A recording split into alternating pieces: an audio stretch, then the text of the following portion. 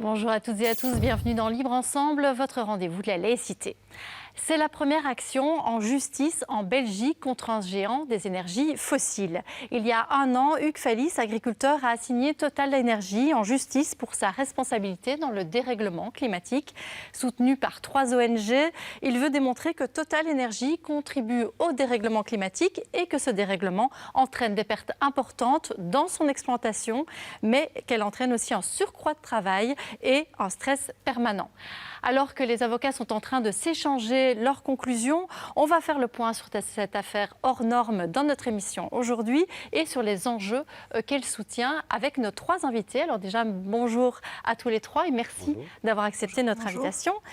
Donc Hugues Fallis, vous êtes donc paysan agriculteur dans la province du Hainaut depuis une trentaine d'années. Votre ferme, elle se situe à Lessines, plus précisément. Vous êtes également ingénieur agronome et c'est vous qui avez décidé d'attaquer en justice Total Energy. Céline Romainville, vous êtes présidente de la commission environnement de la Ligue des droits humains. Donc la Ligue des droits humains, c'est une des 3 associations qui soutient cette action en justice. Les 2 autres, c'est Greenpeace et FIAN Belgium. Et enfin, Marie Doutrepont, vous êtes l'une des avocates de ce dossier, donc une des avocates d'Hugues.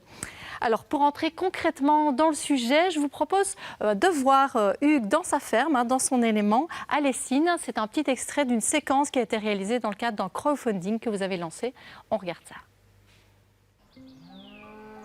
Je m'appelle Hugues, je suis agriculteur et éleveur depuis une trentaine d'années en Belgique, dans la province du Hainaut. Mon métier, c'est travailler la terre, aussi une production de fraises, un élevage bio, des charolaises qui sont nourries intégralement par les productions de la ferme. Et tout ça en lien avec le climat qui décide de beaucoup de choses. Et quand le climat ne va pas, c'est mon métier qui ne va pas. J'ai décidé de poursuivre Total Energy parce que je considère qu'ils ont une très lourde responsabilité dans les dérèglements climatiques. Concrètement, en 2018, 20 et 22, les prairies qu'on voit derrière moi étaient roussies. Les bêtes mangeaient pratiquement les racines de l'herbe. Il a fallu acheter du fourrage et il a même parfois fallu vendre des animaux pour diminuer le cheptel, pour arriver à passer l'hiver, tout simplement. Allez, viens. Avant de réduire le cheptel pour s'adapter au dérèglement, il y avait une 60aine de mères. Aujourd'hui, il en reste 35. Ce ballot de foin, c'est la pièce maîtresse de l'exploitation. Donc on a récolté ça au mois de mai, ce printemps. Ça sert à nourrir les animaux quand ils sont dans les étables. Évidemment, à la bonne saison, les animaux se nourrissent dans les prairies directement. En année climatique difficile, c'est évident que c'est là qu'on voit la grosse différence, c'est qu'on en produit beaucoup moins, on est obligé d'en acheter à l'extérieur pour nourrir le cheptel. Le métier d'agriculteur est terriblement lié au climat, mais là on constate quand même dans la succession des saisons que ça devient de plus en plus extrême et compliqué avec des périodes très longues de sécheresse et des périodes très longues de pluie qui nous compliquent vraiment la tâche. Alors Hugues Fallis, j'ai envie de vous faire réagir sur la fin. Quand vous dites effectivement cette période très longue de sécheresse, ces périodes très longues de pluie, ces événements climatiques extrêmes, ils se sont aggravés ces dernières années. Avec quelles conséquences directes ? Oui, on a toujours connu des épisodes de sécheresse. Moi, je me souviens, quand j'étais enfant, de 1976, qui a marqué les esprits. On a connu des épisodes d'orages intenses. Ce qui est frappant aujourd'hui, quand on fait mon métier, c'est la succession, en fait, la répétition. Pratiquement tous les ans, soit on a une année très sèche, soit on a un épisode climatique très pluvieux. Et donc ça a des conséquences évidemment sur le travail, sur la production, sur l'organisation du travail. Et évidemment, ça engendre un stress supplémentaire. Tous les agriculteurs y sont soumis ces dernières années. Et surtout dans des exploitations comme la vôtre, où vous voulez vraiment respecter la terre, l'homme, les animaux. Il y a vraiment une volonté de respecter le rythme naturel. Alors, c'est clair que c'est une exploitation où on a déjà évolué depuis pas mal de temps vers la transition pour respecter plus l'environnement, pour respecter la terre, le sol, les animaux. Mais ce n'est pas pour autant qu'on est plus victime des changements climatiques. Ça touche vraiment tous les modèles d'agriculture aujourd'hui. Avec du coup un stress, vous le disiez déjà un peu, mais un stress permanent sur l'avenir, où on ne sait jamais très bien, on ne sait pas se projeter en fait en tant qu'agriculteur. Alors à court terme, le stress que ça engendre, c'est qu'on a des fenêtres climatiques qui sont beaucoup plus courtes qu'avant pour faire les travaux dans les champs simplement. On a toujours le questionnement, est-ce qu'on aura suffisamment de fourrage dans le genre d'exploitation que j'ai, basé sur l'élevage? Est-ce qu'on aura assez de fourrage pour nourrir les animaux cet hiver? Est-ce qu'on aura le temps et le climat pour faire les récoltes, par exemple à l'arrière-saison, avant d'être dans des conditions trop humides? Donc, je vais dire, c'est devenu un peu permanent, le stress, en fait, lié au changement climatique. Et les scientifiques nous disent que la conséquence qu'on observe déjà, c'est une succession d'événements climatiques extrêmes et finalement plus d'années normales. Qu'est-ce qui vous a poussé, vous, du coup, à vous lancer dans cette procédure judiciaire? Pourquoi est-ce que vous vous êtes dit, voilà, à un moment, je vais assigner Total Énergie en justice? Alors pour ça, pour comprendre, il faut voir un petit peu le parcours. Donc j'ai fait des études d'ingénieur agronome, puis je me suis installé dans l'exploitation et très vite, j'ai voulu faire évoluer les pratiques agricoles. On était dans les années 90, on avait déjà quelques décennies d'agriculture intensive derrière nous, avec une agriculture basée sur la chimie. Et la chimie vient des énergies fossiles. Et très très vite, je me suis rendu compte que je n'étais pas du tout en phase avec ce modèle-là. Et donc j'ai cherché à devenir autonome par rapport aux énergies fossiles, en diminuant le travail du sol et l'énergie qu'on y consacre, en diminuant les engrais azotés qui sont créés vraiment sur base d'énergie fossile. Et puis finalement, un passage en bio dans les années 2015-2016 pour s'affranchir complètement des pesticides. Donc c'est un cheminement qui a conduit à aujourd'hui une exploitation qui est en bio, qui est autonome. Et puis finalement, je me rends compte que cette exploitation, malgré cette transition et cette évolution, elle est quand même encore très fortement victime des changements climatiques. Et les scientifiques nous disent que les carbone majors ont une très grosse responsabilité dans ces changements climatiques. Donc, quand, lors de rencontres avec les ONG, on s'est rendu compte qu'en fait, si on voulait faire bouger les lignes et faire changer les choses au niveau global, il fallait passer par ce genre de procès. Et donc, je trouvais que ça avait beaucoup de sens dans mon parcours. Oui. Alors du coup, je me tourne vers vous, Céline Romainville. La Ligue des droits humains, donc elle est partie prenante dans ce procès, dans cette action en justice, avec donc Greenpeace et FIAN Belgium. Alors pourquoi spécifiquement la Ligue des droits humains s'est intéressée et pourquoi est-ce qu'elle soutient finalement cette action? Alors, comme vient de le dire Hugues Fallis, les scientifiques documentent maintenant déjà depuis de très nombreuses années les conséquences du dérèglement climatique et avant cela les risques engendrés par les activités humaines et le dérèglement qui allait en suivre et les risques qui vont venir.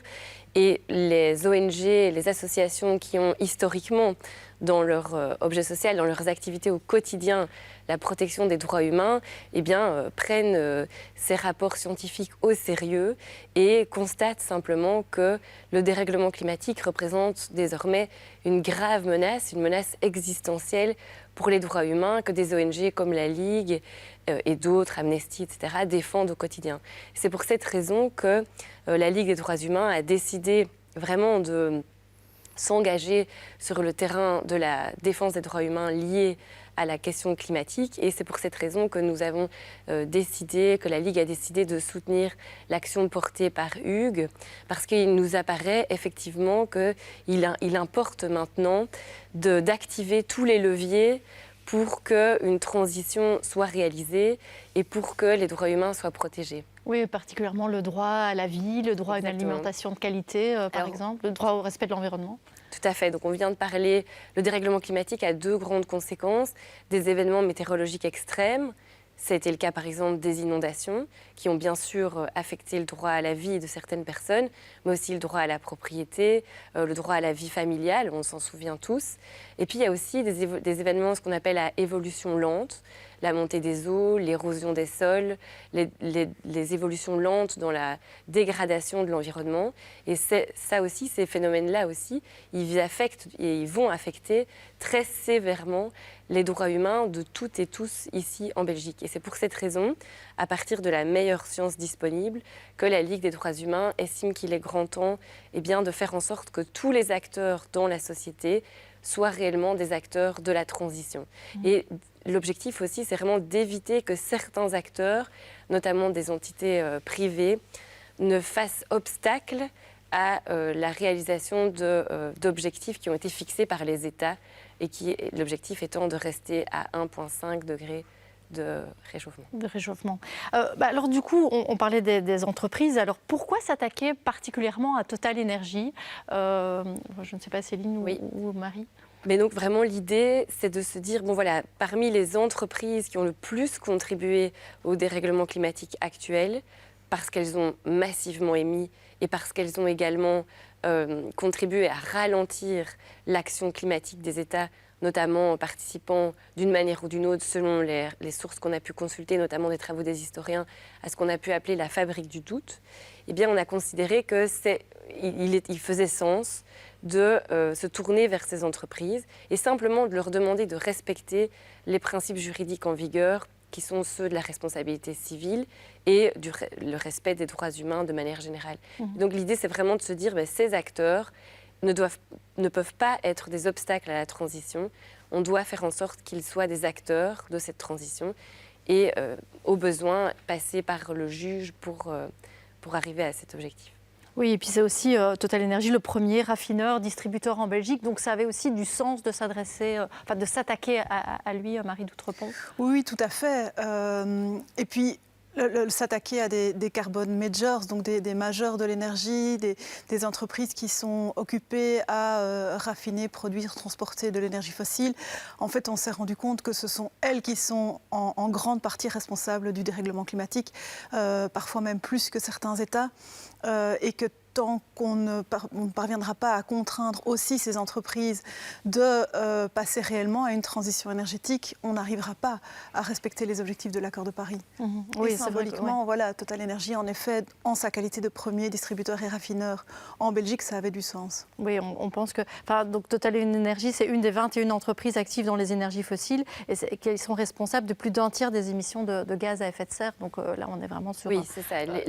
Sans la contribution de ce type d'entreprise, il n'y aurait pas le dérèglement climatique et les dommages qu'a subi Hugues et que vont subir et qu'ont déjà subi une série de personnes dans le respect de leurs droits humains. Et si Total Energy et d'autres entreprises de ce même groupe continuent le même modèle de développement, il y a toute une série de dommages qui vont encore se produire et ce de manière tout à fait certaine. On a des rapports scientifiques, les scientifiques alertent là-dessus depuis déjà longtemps. Alors du coup, Hugues Fallis a signé en justice Total Energy. Ça, c'était il y a un an, un peu plus d'un an, au mois de mars 2024. Pour le moment, vous êtes dans les échanges des conclusions avec les avocats de Total Energy. Qu'est-ce qui est demandé très concrètement à Total Energy? Parce que ce n'est pas juste une action symbolique, il y a vraiment des demandes très concrètes qui sont formulées. Alors, comme Céline le soulignait, la structure de l'action, elle est assez simple. Elle est basée sur le principe de la responsabilité civile qui veut, en gros, que qui casse paye. Et donc, ce qu'on s'attache à démontrer, c'est que Total Energy a commis plusieurs fautes. On a repéré 6 fautes, mais notamment le fait d'avoir produit énormément d'énergie fossile et d'avoir émis énormément de gaz à effet de serre, d'avoir aussi, alors que il est démontré que Total Energy est au courant depuis les années 70 des effets délétères de ces produits et de ces activités qu'elle a sciemment occultés, les conséquences de ces activités. Oui, c'est-à-dire que depuis les années 70, ça s'est été montré dans plusieurs articles scientifiques. Voilà. Depuis les années 70, Total Energy savait qu'il y avait vraiment un effet sur le dérèglement climatique. Et à minimiser, à chercher à cacher. Et puis quand ça n'a plus été possible de cacher, c'est engagé dans des pratiques de greenwashing, donc de faire semblant que ces produits sont plus verts et plus neutres ou plus en transition qu'ils ne le sont. Des activités de lobby aussi pour continuer à pouvoir vendre ces produits et ces services, etc. Enfin, il y a plusieurs fautes et on estime qu'il y a un lien causal entre ces différentes fautes, le dérèglement climatique et ce dérèglement climatique qui engendre des événements extrêmes qui eux-mêmes ont causé un dommage à l'activité agricole de Hugues Fallis et qui également causent des dommages aux intérêts qui sont défendus par les différentes associations. Ça, c'est pour la structure juridique de l'affaire. Et donc, la logique juridique en droit belge veut que, en principe, dans ce type de structure juridique, la réparation du dommage, donc on a démontré une faute, un dommage et un lien causal entre les deux, la réparation du dommage, elle doit opérer ou s'effectuer dans la mesure du possible en nature. Et donc, on a une partie du dommage qui est le remboursement concret de la moins-value des dommages causés à l'exploitation de Hugues Fallis, mais il y a aussi de manière prospective et vis-à-vis du futur, une demande d'injonction qui est adressée à Total Energy en disant en fait la meilleure manière de réparer le dommage et d'éviter qu'il continue à se produire à l'avenir, c'est de contraindre Total Energy de s'engager réellement dans une voie de transition énergétique. Et donc, une des demandes principales qu'on porte, c'est notamment l'interdiction de se lancer dans de nouveaux projets fossiles. Parce qu'en fait, il est démontré par les scientifiques également, de manière assez unanime, qu'en fait, on a déjà une surproduction d'énergie fossile, même pour ce dont on a encore besoin dans la voie de la transition, qu'on est déjà, avec ce qu'on produit actuellement, bien au-delà de ce qu'il faudrait faire pour rester sous 1,5 degré de réchauffement climatique, et que donc, à tout le moins, il ne faut pas continuer à ouvrir de nouvelles exploitations et de nouveaux puits de pétrole et de gaz. Et donc ça, c'est une des demandes qu'on formule. Il y en a alors que Total Energy continue en fait d'investir là-dedans. Il y a des nouvelles, ce qu'on appelle les bombes climatiques, donc des projets qui sont sur le papier, qui sont sur la table. En fait, ils vont encore aggraver les choses. Hein, c'est ça. Oui, et ça, c'est vraiment une demande qui est assez fondamentale. C'est vraiment de dire il y a une ligne rouge pour essayer de garantir le respect des droits humains de toutes et tous, pour éviter de continuer à causer des dommages à Hugues Fallis et à d'autres agriculteurs. Le minimum, c'est l'arrêt des investissements dans des nouveaux projets d'énergie fossile. Et là-dessus, comme disait Marie, il y a un consensus vraiment scientifique établi. L'Agence internationale de l'énergie également a fixé cette ligne rouge. Et ça, c'est notre première demande, c'est vraiment de se dire, voilà, vous ne pouvez pas aggraver le problème en ouvrant de nouveaux projets dont certains sont effectivement, ce que vous avez dit, des véritables bombes pour le climat, parce que la quantité d'émissions de gaz à effet de serre qu'elles vont produire tout au long de leur durée d'exploitation va nous éloigner complètement des objectifs fixés en 2015 dans les accords de Paris. Et à nouveau, en fait, vraiment, le raisonnement, c'est pas parce que c'est vraiment un raisonnement juridique. Les États se sont fixés cet objectif. Cet objectif est le strict minimum pour garantir le respect des droits humains. Sinon, on rentre vraiment dans un terrain de grande incertitude marqué par vraiment de graves menaces sur les droits de tout un chacun. Et donc, il faut que tous les acteurs respectent ces règles juridiques, ce principe élémentaire de ne pas causer de tort à autrui par ses activités et de réparer les dommages que l'on a causés. Oui, c'est un peu l'idée, la maison brûle, on va peut-être éviter de créer un nouveau foyer d'incendie. On va déjà essayer d'éteindre l'incendie qui est en cours, mais si on pouvait éviter d'en lancer d'autres dans la mesure du possible, ça nous semble un minimum absolu. Hugues Fallis, qu'est-ce que vous attendez, vous, peut-être plus personnellement, de ce procès ? Clairement, la reconnaissance par la justice des dégâts subis sur mon exploitation et par là même la reconnaissance du fait que tous les agriculteurs en fait, subissent des dégâts et l'imposition par la justice à Total Energy de mesures de transition telles que moi je l'ai faite sur mon exploitation, en fait, ils ont les moyens de le faire.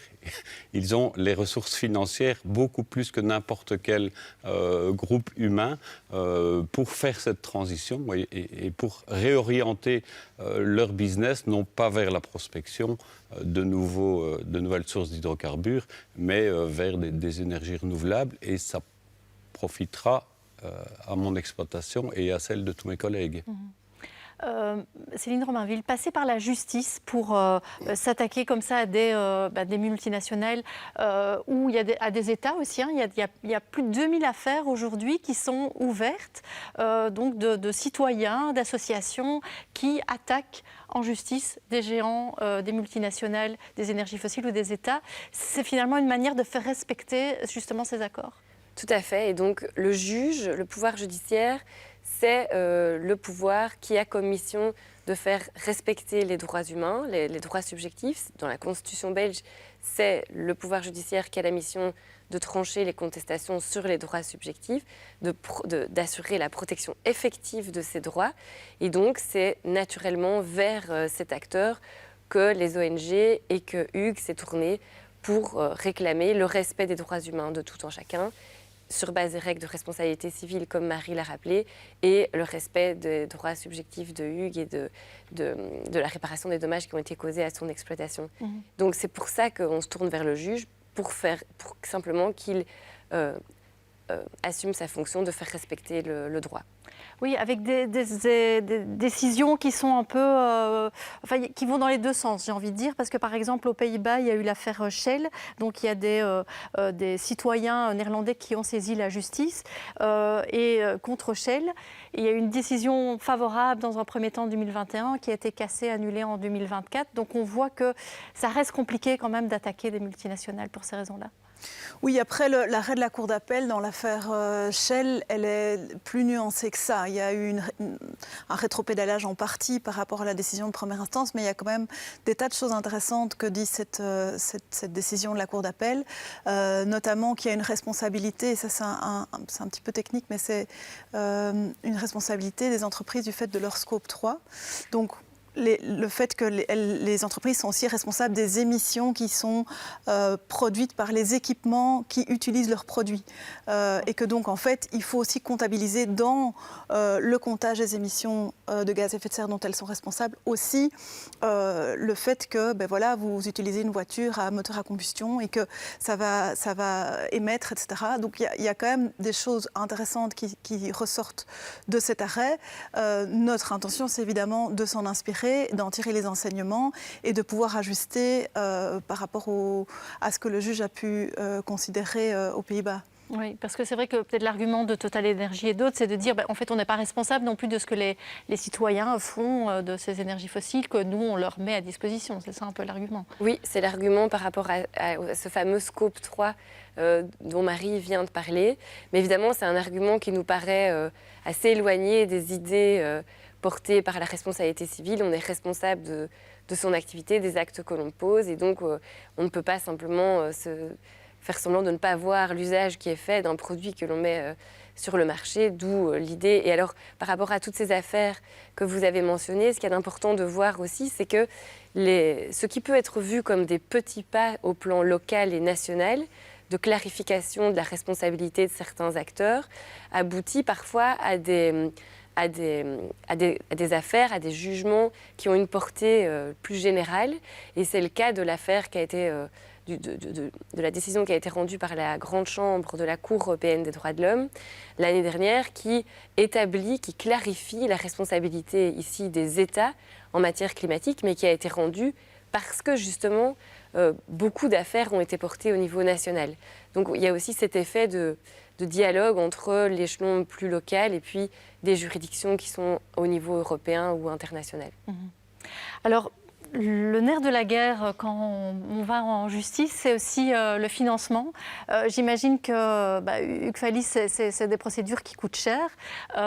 Du coup, là, vous avez lancé notamment un crowdfunding parce que l'objectif, c'est aussi d'attirer l'attention des citoyens pour essayer de les mobiliser sur cette cause et qu'eux participent aussi à cette action.